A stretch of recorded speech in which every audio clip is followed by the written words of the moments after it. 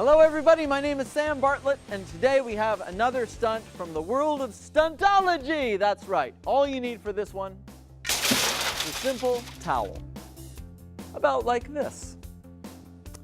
This stunt is how to make a chicken out of a towel. I know you've always wanted to know how to do that, right? Simple. Looks about like this. We're going to take a towel and we're going to roll it up about halfway. Right there. Now we're going to roll up the other side.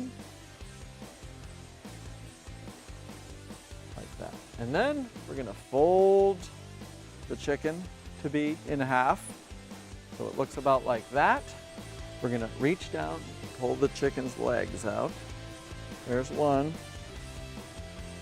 There's another. There's the third leg. And there's the fourth. We're going to hold on to those legs, give it a big yoga stretch with our hands like this. Whoop! And there we have a chicken from a towel.